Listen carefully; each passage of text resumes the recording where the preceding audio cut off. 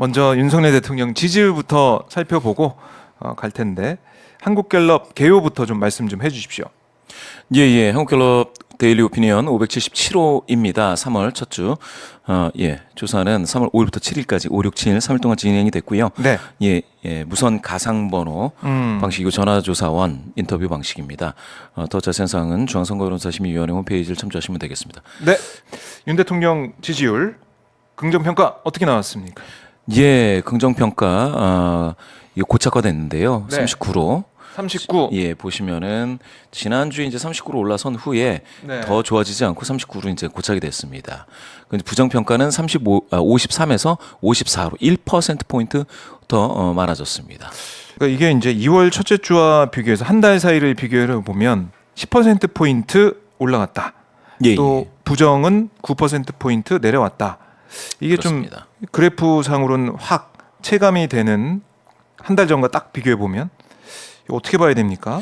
그렇죠. 한 달 전에 네. 2월 첫 주에는 그 격차만으로 따졌을 때는 이게 34% 포인트. 네네. 엄청 큰 격차였지 않습니까? 그런데 이게 지금 격차가 이제 15% 포인트인데요. 확 붙었죠. 어허. 그리고 이게 이제 40에 가까운 건데 40% 선을 넘어서 네. 상향 돌파하면 그러면 여권이 정말 총선에서 좀 해볼 수 있나라는 정도 수준입니다. 그래요. 자, 40%에서 45를 잡고 있는데요. 과거 2020년에 이제 문재인 대통령 시절에는 그때는 50%가 넘었습니다. 그 당시 갑자기 높아진 거는 이제 코로나 팬데믹 때문에 네. 그거에 대한 방역과 관련해 가지고 좀 국민적인 동의가 좀 있었던 것 같아요. 그래서 갑자기 국정 긍정률이 V자로 꺾이면서 이제 탄력받아서 올라갔던 때가 있었습니다. 네. 그런데 지금 같은 경우에 그런 모습은 아니지만 한 달 전과 비교해서 10% 포인트 정도 높은 긍정률을 기록하고 있다. 요거는 좀 사실이고요. 그래서 중단기 상승세가 맞다라고 네. 봐야 될 것 같습니다. 자, 그럼 왜 이렇게 상승세를 보이고 있는지 그 원인을 좀 찾아봐야 될 것 같은데요. 왜 긍정평가를 했는지, 왜 부정평가를 했는지 그 이유를 한번 살펴보겠습니다. 긍정평가 이유 어떻게 나왔습니까? 긍정평가하시는 분들 393명에게 왜 긍정하시냐 이렇게 이제 오픈문항 그러니까 자유응답식이죠. 물었을 때에 의대정원 확대가 7% 포인트 많아져서 지난주 20일이었는데 28 굉장히 높은 비율이죠. 이게 이제 외교가 3% 포인트 빠져서 9%로 됐는데 네. 외교 행보가 최근에 없었죠. 없죠. 그런데 외교 행보가 아주 활발했을 때는 요 1위에 외교가 랭크됐었고 그때 비율이 40%까지도 치솟을 때가 있었습니다. 네. 그걸 비교한다면 지금 이렇게 단일 정책으로 이와 같이 나타난 건 지금 처음입니다. 단일 정책 중에서는 뭐 만나이 사용 네. 뭐 그런 게 1%, 2% 뭐 이렇게 나오던 게 있었는데 이렇게 의대 정원 확대라는 이렇게 단일 정책이 이와 같이 크게 나타난 적은 지금 상당히 이례적이다. 이렇게 좀 봐야 될 것 같습니다. 네. 의대 정원 확대 눈에 확 들어옵니다.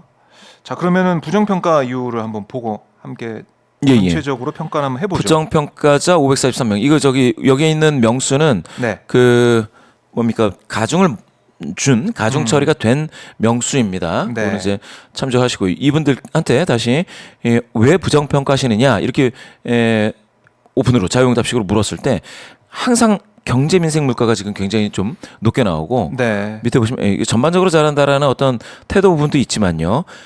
여기 보시면 김건희 여사 문제가 4% 포인트 빠져서 지난주에 이게 6%로 4위였나 그랬었죠. 네. 근데 지금 이와 같이 빠져서 그런데 아직도 언급은 되고 있다라고 보시면 되겠고요. 의대 정원 확대 문제가 부정평가에서도 5%가 나옵니다. 네. 그런데 이제 명수로 따져도 지금 543명 중에 5%와 393명 중에 28%이기 때문에 긍정 이유로 더 많이 언급된다라고 하는 것은 확실합니다. 그래요. 이렇게 보면 뭐 정부의 지금 행보, 의대 정원 확대 이 문제에 있어서 물러서지 않고 있는데 이게 모르겠습니다. 이게 총선 앞두고 전략적인 판단인지 아닌지는 모르겠지만 일단 의대 정원 확대에 있어서 정부에 물러서지 않는 모습이 플러스 요인이 되고 있다. 윤 대통령 입장에서는 그렇게는 일단은 볼 수가 있는 거겠네요. 상당히 크게 이미 제가 이제 한 3주 네. 전 계속 이어지고 있는 거죠 이게. 예, 말씀드린 바가 있습니다. 이 자리에서 아마 말씀드렸을 텐데 의대 정원 확대 이 이슈가 그때는 이제 1위가 아니었죠. 네. 밑에 있었는데 심상치 않다라는 말씀을 드린 바가 있었습니다.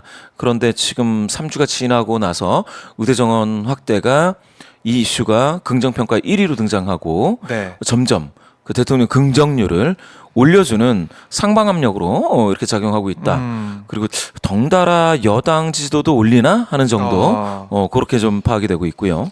그래요.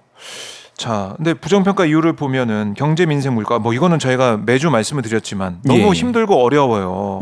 어려워서 여기에 대한 심판론이 나올 수밖에 없겠다라고 얘기를 해왔는데 지금 보면은 경제, 민생, 물가 늘 있었던 것이고 그 이후에 뭐 새롭게 우리가 좀 볼만한 부정평가 이유는 두드러지지 않는 것 같다. 뭐 이렇게 두드러지게 나오지는 않고 있고요.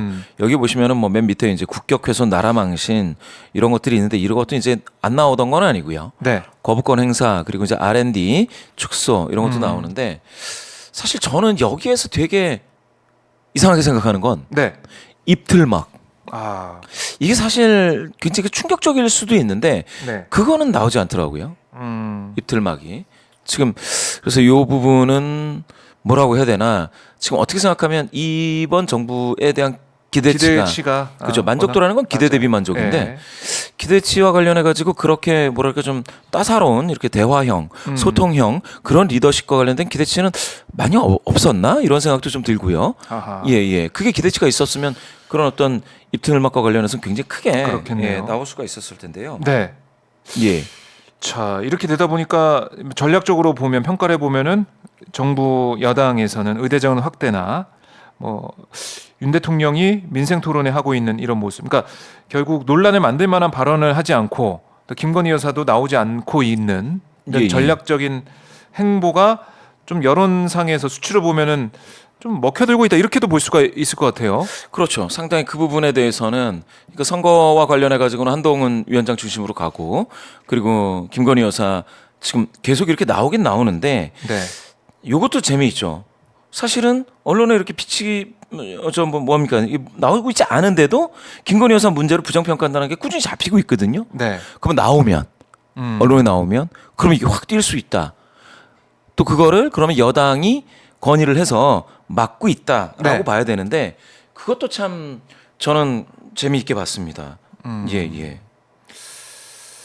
그래요. 뭐 한 달 전과 수치를 비교해 보면은 결국 이제 오르고 있다. 윤 대통령 직무수행 평가 긍정률이 긍정평가 지지율이 오르고 있다.